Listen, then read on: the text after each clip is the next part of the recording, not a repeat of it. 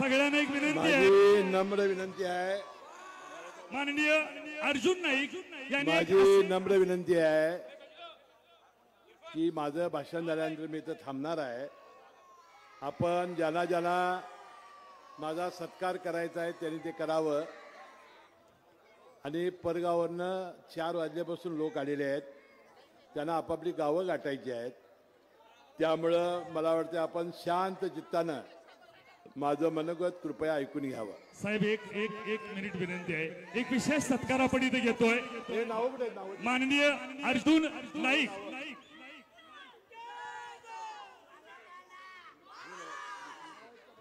माननीय अर्जुन नाईक यांनी अशी घोषणा केलेली होती की नामदार हसन मुश्रीफ साहेब यांच्या विजयात या शहरातील कोणता बूथ जास्त मताधिक्य देणार आहे त्या बूथ साठी 51,000 रुपयांचं बक्षीस त्यांनी जाहीर केलेलं होतं.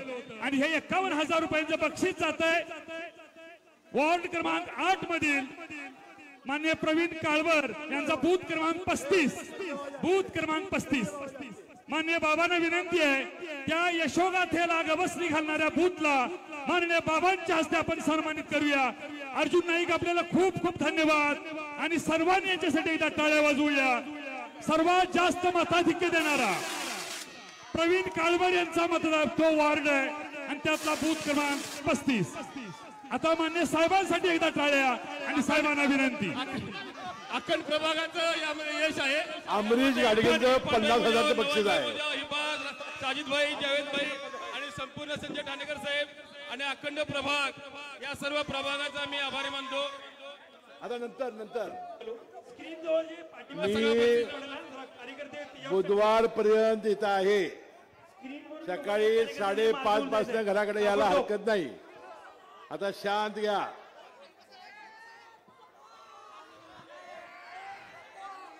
कागल विधानसभा मतदारसंघामधून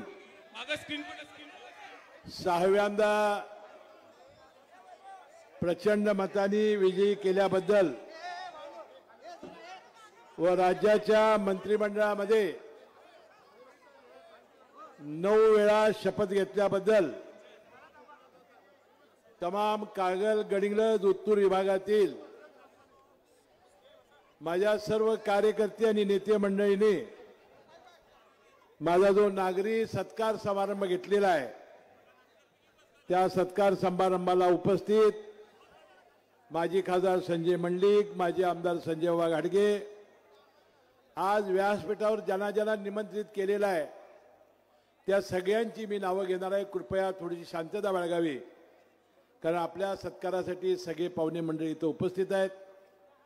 जसं लिहून दिलंय तसं मी वाचणार आहे. कदाचित प्रोटोकॉलमध्ये चूक झाली तर मला त्यांनी माफ करावं. माजी आमदार संजय बाबा घाटगे, माजी आमदार राजेश पाटील, प्रवीणदादा पाटील, वसंतरावजी धुरे, युवराज बापू, उत्तम कांबळे, भाई पताडे, सतीश पाटील, भरत पाटील, प्रकाश चव्हाण, शीतल फराटके, जयशिंगराव चव्हाण, मनोज फराटके, भैयासाहेब माने, प्रकाशराव गाडेकर, नाना कांबळे, ए.वाय. पाटील, नितीन दिंडे, आर.पी.आय. गवई गट सातापा कांबळे, प्रकाश कांबळे, जीवन शिंदे, दीपा कोंबळे, मनीषा पाटील, दिग्विजय पाटील, मुरगुड, चंद्रकांत गवळी, नवल बोते, अतुल जोशी, एम.के. देसाई, सुभाष देसाई, नादवडेकर साहेब, राजू मुरकुटे, संग्राम कुपेकर, अरुणराव डोंगळे, विश्वास नारायण पाटील, किरण कदम, गुंडू पाटील, अमरीश घाटगे, माझ्या सौभाग्यवती माझ्या तिन्ही सुना, त्यानंतर PM चव्हाण, सचिन पवार, काशीनाथांना तिली, संजय चितारी, प्रवीण काळभर, सुनील सूर्यवंशी, महाबळेश्वर चौगले, प्रवीण भोसले, मयूर आवळेकर, रणजित सूर्यवंशी, दत्ता पाटील केनोडे, नारायण पाटील, युवराज पाटील, दिनकर कोतेकर, काकासाहेब सावडकर, धनाजीराव गोदडे, खिलारी रावसाहेब, सदाशिव तुकान, राजेखान जमादार, बाळासाहेब तुंबे, पद्मजा बारबेल, दीपक देसाई, एकनाथ पाटील, अरुण सुनुले, देवानंद पाटील, गुंडू पाटील, BG पाटील, राजेश माने, नारायण ढोले. आणि आता कुणाची राहिली असली तर त्यांनी माफ करावं. सर्व व्यासपीठावर उपस्थित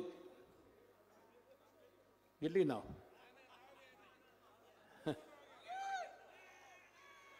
माझ्या सौभाग्यात सांगितले की त्यानंतर या सत्कार समारंभाला प्रचंड प्रमाणात उपस्थित असलेले सर्व माझ्या माता भगिनी, नागरिक, तरुण मित्र, लहान मुलं, बंधू भगिनी, पत्रकार बंधूंनो आणि मित्रांनो,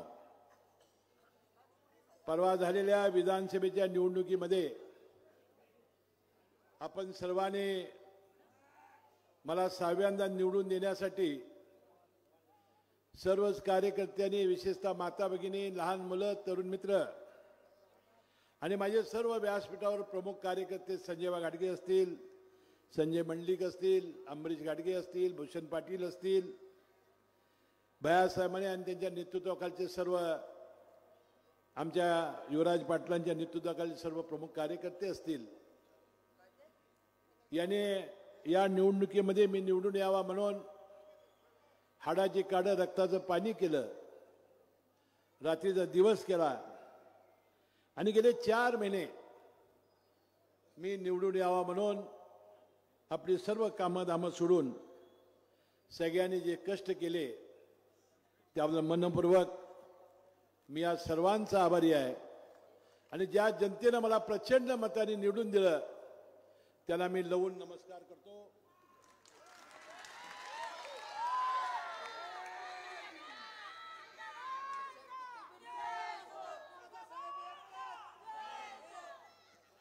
कारण या निवडणुकीमध्ये गेली 5 वर्ष मला चक्रव्यूह करण्याचा प्रयत्न केलेला होता आणि या चक्रव्यूह भेदण्याची जबाबदारी आपण सर्वांनी पेलली.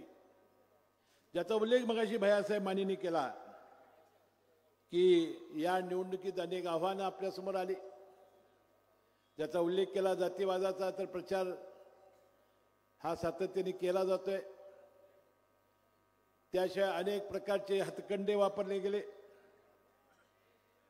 माझ्या आणि माझ्या कुटुंबियाच्या विरुद्ध तुरुंगात घालण्याचं षडयंत्र रचलं गेलं. ईडी सारखं शस्त्र वापरण्यात आलं आणि अनेक प्रकारे या निवडणुकीतून मला त्रास कसा देता येईल आणि या निवडणुकीमध्ये मी कसा निवडून येणार नाही ही जाणीवपूर्वक हे प्रयत्न केले गेले. आणि बंधूंनो, मी तुम्हाला सांगत होतो की जर आपली नियत साफ असेल, आपल्याकडं गोरगरीब आणि सामान्य माणसाचे जर आशीर्वाद असतील, गोरगरीब आणि सामान्य माणसांच्या आशीर्वादावर, ज्या ज्या रुग्णांची आम्ही ऑपरेशन केली त्यांचे सगळ्यांचे आशीर्वाद, आणि म्हणून मी सातत्याने सर्वांनी सांगत होतो मला या निवडणुकीमध्ये ही सर्वसामान्य जनताच आपली निवडणूक हातामध्ये घेईल आणि मला प्रचंड मताने निवडून आणल्याशिवाय राहणार नाही यावर माझा प्रचंड विश्वास होता. आणि बंधू भगिनींनो, सातत्याने कितीही वेळेला कशाही प्रकारे प्रयत्न केला गेला. बंधूंनो, याचा उल्लेख जातीवादाचा केला गेला. काहींनी सुरत लुटायचा म्हणून प्रयत्न केला. काहींनी अनेक प्रकारच्या प्रयोग करण्यात आले. परंतु माझी सर्वसामान्य जनता, माझे माता भगिनी, माझ्या लाडक्या बहिणी यांनी कशालाही दाद दिली नाही. म्हणून लहान मुलं तरी असा माझा प्रचार करत होती. कुठेही मी गेलो की साहेब साहेब असा सातत्यानं ती प्रचार करायची. आणि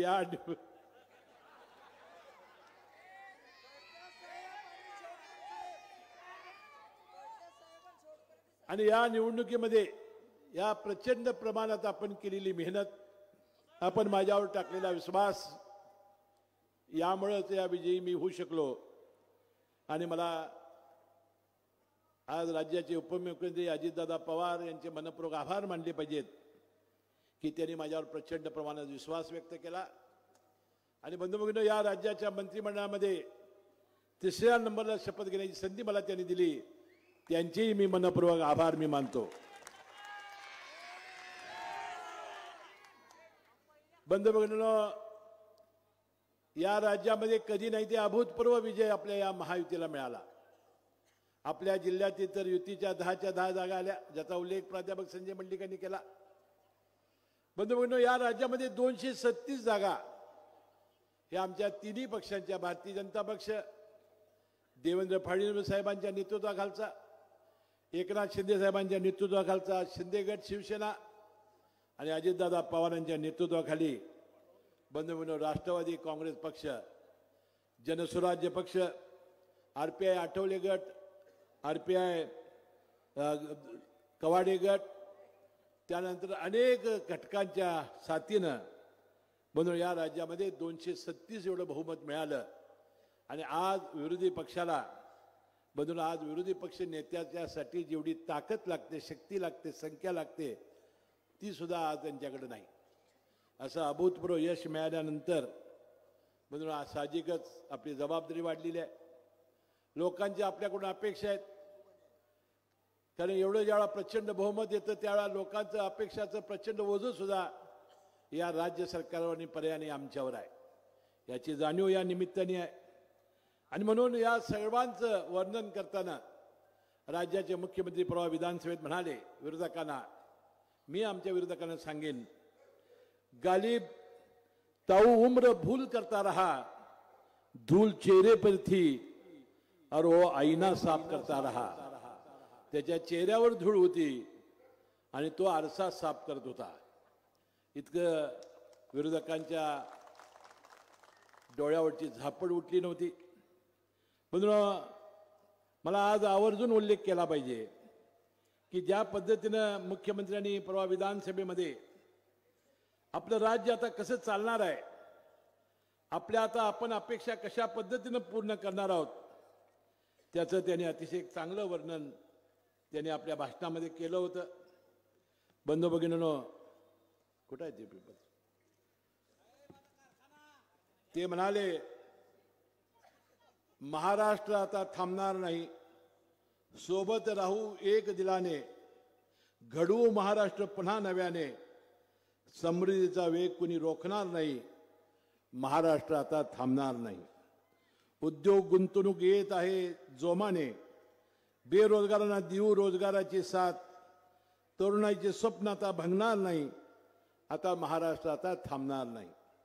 रस्ते, पूल आणि रेल्वेचे धागे, सुखदायी प्रवासाचे स्वप्न होईल जागे, गतीला स्थगिती मिळणार नाही, महाराष्ट्र आता थांबणार नाही. विकासाच्या स्वप्नाबाबत सेतू अटल, मुंबईच्या वेगासाठी आहे कोस्टल, मराठी माणसाचं स्वप्न भगणार नाही, महाराष्ट्र आता थांबणार नाही. जलयुक्त शीत देईल जवजीवन, नदी प्रौढ प्रकल्प फुलवतील नंदनवन, राज्यात दुष्काळ भविष्यात दिसणार नाही, आता महाराष्ट्र थांबणार नाही. पानंद रस्त्याने जुडू शेत शिवार, आनंदाचा शिदा देई आधार, उपाशी पोटी कोण झोपणार नाही, महाराष्ट्र आता थांबणार नाही.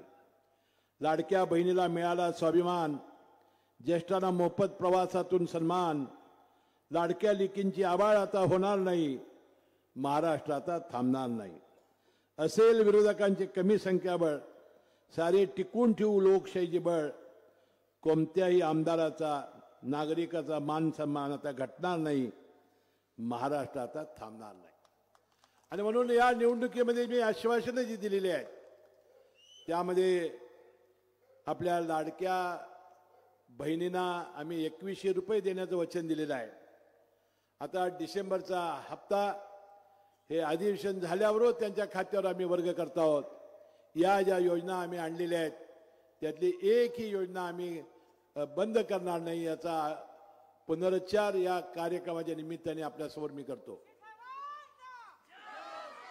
अन्नपूर्णा या योजनेमधून 3 सिलेंडर आपण मोफत देणार आहोत. 7.5 हॉर्सपावरपर्यंतची वीज माफी आम्ही दिलेली आहे. या सगळ्या ज्या योजना आहेत त्या कितीही कर्ज काढायला लागलं, काही काटकसर करावी लागली तर करत राहून आम्ही सगळ्या या योजना देत राहू. आणि येणाऱ्या पंचायत समिती, जिल्हा परिषद, नगरपालिका, महानगरपालिकेच्या आधी कोणत्याही परिस्थितीत माझ्या लाडक्या बहिणींना 2100 रुपये आम्ही दिल्याशिवाय राहणार नाही, याचाही जाता जाता उल्लेख मी या निमित्ताने करतो. कोल्हापूर जिल्ह्याचा पालकमंत्री म्हणून जबाबदारी माझ्यावर 1 वर्षाची आली. 19 वर्षीय मंत्रिपदाच्या कारकिर्दीमध्ये 1 वर्ष मला मिळालं. पण आता पालकमंत्री पद हे आता 3 नेते बसून ठरवणार आहेत. परंतु तुम्हाला विश्वास मी देऊ इच्छितो, अनेक वर्षे या जिल्ह्यातला मंत्री म्हणून आता काही गोष्टी आपल्याला हातामध्ये घेतल्या पाहिजेत. जिल्ह्यातल्या IT पार्क पहिल्यांदा पूर्ण करणं, अंबाबाईचा तीर्थक्षेत्र आराखडा पूर्ण करणं, ज्योतिबाचा तीर्थक्षेत्राचा आराखडा पूर्ण करणं, कोल्हापूर शहराचा विकासासाठी प्रयत्न करणं आणि माझ्या मतदारसंघामध्ये ज्याचा उल्लेख मगाशी संजय बाबांच्या बाबत संजय मंडलिकांनी केला, आपल्या तालुक्यातला शेतकरी हा देशातला श्रीमंत शेतकरी झाला पाहिजे. यासाठी आपल्याला प्रयत्न करावे लागतील. तरुण मुलांच्या हाताला काम देण्यासाठी ज्या ज्या ठिकाणी MIDC गडिंग्लज उत्तूर या विभागामध्ये काढता येईल त्या ठिकाणी काढावं लागेल. सरकारी नोकऱ्यामध्ये आता मुलामुलींना संधी प्राप्त होण्यासाठी आपल्याला फार मोठे प्रयत्न आपल्याला करावे लागतील. यासाठी आपल्याला सुविधा केंद्र काढावे लागेल. म्हणून आजचा दिवस हा निवडून दिलेल्या मतदारांचा सन्मान करणारा दिवस आहे. आज विरोधकांच्यावर टीका करून आपला वेळ मी घेणार नाही, परंतु मी त्यावेळेला म्हणालो होतो, जोपर्यंत गोरगरीब माणूस, माझ्या माता भगिनी, जोपर्यंत सामान्य माणूस आणि परमेश्वर जोपर्यंत माझ्या मागे आहे तोपर्यंत कुणी माझा पराभव करू शकत नाही. आणि मला वाटतं हीच गोष्ट आपण सर्वांनी लिहिली. मंजिले मिले ना मिले ये तो मुकद्दर की बात है, हम कोशिश भी ना करे तो गलत बात है. आम्ही सातत्यानं प्रयत्न करत राहू आणि या लोकांचा जो सन्मान आहे, या लोकांनी आजपर्यंत माझ्यावर केलेला अपार प्रेम आहे, ज्याचा उल्लेख मगाशी संजय बाबांनी केला की एखाद्या माझ्यासारख्या सामान्य माणसानं 6 वेळा विधानसभेवर निवडून येणं, 30 वर्ष या विधानसभेत आमदार म्हणून काम करणं आणि आता 19 वर्ष आणि पुढची 2.5 वर्ष तर किमान धरा, 5 वर्ष बघा काय होते ते, पण 2.5 वर्ष हे 20-21 वर्ष मंत्रिपदावर माझ्यासारखा सामान्य कार्यकर्ता राहिला. बंधूंनो, मी कधी हिंमत सोडली नाही, मी कधी धीर सोडला नाही. मला विश्वास होता माझ्या माता भगिनींच्यावर, माझा विश्वास होता गोरगरिबांच्यावर. म्हणून हालात कैसे भी हो बहादुर रोया नहीं करते, सीने में जिनके जुनून हो वो हिम्मत खोया नहीं करते. आणि म्हणून किती संकट आली तर त्याला डगमवून न जाता, बंधूंनो, आपण एक गोष्ट लक्षात ठेवा की एखादा माणसाचा आपण वाईट करायला गेलो, एखाद्या माणसाला वाईट करूनच आपण निवडून येऊ शकतो अशी भावना जर मनात बाळगली की त्याचं काय होऊ शकतं हे आपल्या कागल मतदारसंघामध्ये बघितलेलं आहे. ज्याला अडकवायचा प्रयत्न झाला तो गेला सत्तेच्या पक्षात, तो झाला मंत्री आणि ह्याला विरोधी पक्ष म्हणून उभा राहावं लागलं आणि याचा झाला सुपडा साप. आणि म्हणून बंधू भगिनींनो, ही नियत चांगली पाहिजे. आणि मी सातत्याने सांगत होतो की परमेश्वर वरती बसलेला आहे, परमेश्वर हा आपल्याला न्याय देणार आहे, परमेश्वर सगळं बघतोय खाली. आणि बंधूंनो, ज्या ज्या वेळा अशा घटना घडलेल्या आहेत त्यावेळा नियती ही आपल्या बाजूने आलेली आहे. या निवडणुकीमध्ये अनेक अनुभव चांगले आले, मला अनेक अनुभव कटू आले, त्याची आठवण मी या हृदयात जपून ठेवलेली आहे. आणि म्हणून आंधियों से भी तो जलता हुआ मिल जाएगा, उस दिए से पूछना मेरा पता मिल जाएगा. आणि म्हणून